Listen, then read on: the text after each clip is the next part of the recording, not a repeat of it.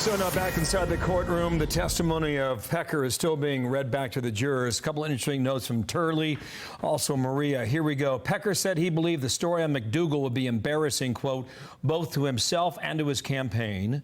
Turley adds that's interesting because it shows a dual interest in avoiding such stories, one against Trump and one against the campaign. Also, Turley adds that Pecker says, Trump said, I normally do not buy stories because they always come out.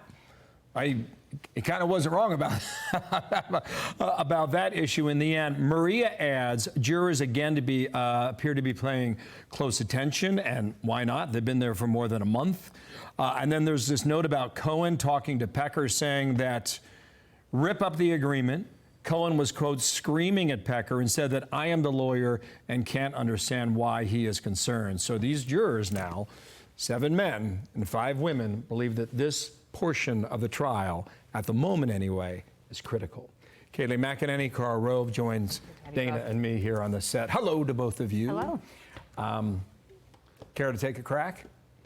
I'm thoroughly confused, but I guess most of America is now. This is going to rivet us until it's resolved, but it is complicated. I'm still trying to figure out. The Federal Election Commission took a look at this and said, we're not doing anything. The Biden Department of Justice looked at it and said, we're not doing anything. Bragg's predecessor as the Democratic DA of Manhattan said, I'm taking a pass at it. And how does a case that starts with supposedly a federal election law violation end up being governed by a New York law regarding business records? I'm still confused. Kayleigh, you know what really bothers me about it too, just in the bigger scheme of things, is that this case of the 4 against President Trump, that if we're thinking of 4, this case, by most Democrats' standpoint, was considered the weakest of the 4. The other 3 are now either postponed or on hold, and they're not going to happen before the election.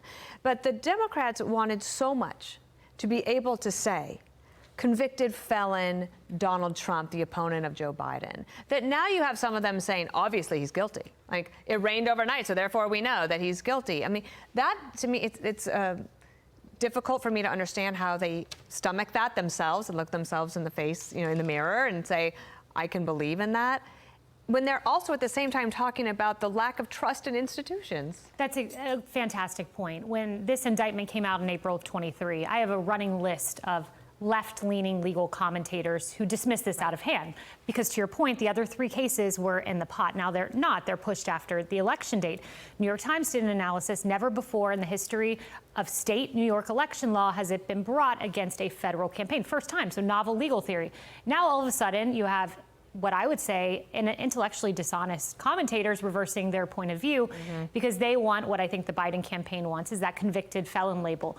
I think it is a very ill-conceived plan, however, for the Biden campaign to try to jump on this, to try to do a victory dance in the event of a guilty verdict. The Biden directive that was initially sent out was the White House, as it includes the campaign, even though they're separate, Biden world stays away from the cases.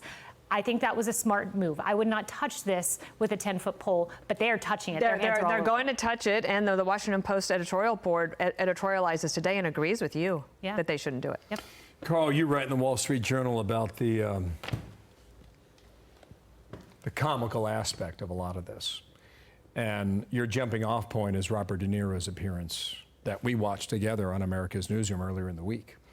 But it did not stop there. Yeah.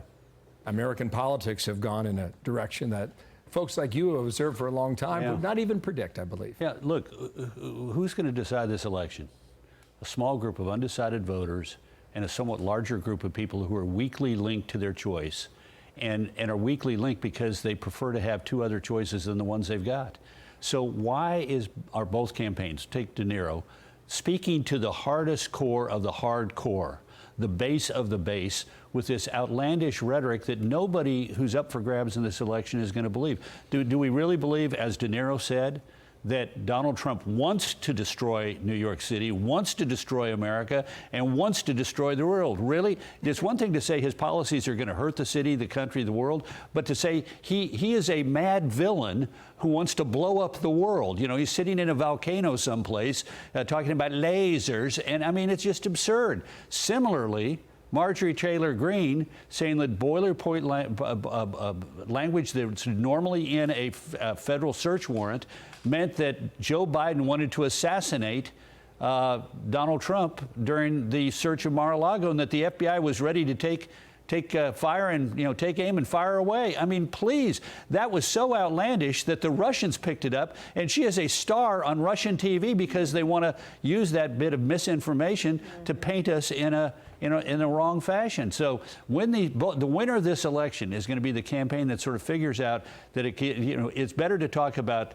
in the case of Trump, immigration, the problem at the border, inflation, what's happening in our cities, the out-of-control spending. Fires around the world. Fires around the world, woke, and be specific about those being problems and get rid of all this other sort of extraneous stuff that is only designed to inflame the people who are already revved up and ready to go for their respective candidates. Final thoughts.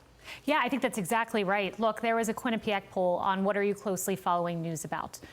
You know what was at the top of that was 62%, inflation, then came immigration, then came election legitimacy, then abortion. At the very bottom was the Trump trial at 42%. So 20% fewer following the Trump trial than inflation. If I'm Trump, let's say there's a conviction. I would say, look, 12 people had their say on a Stormy Daniels payment.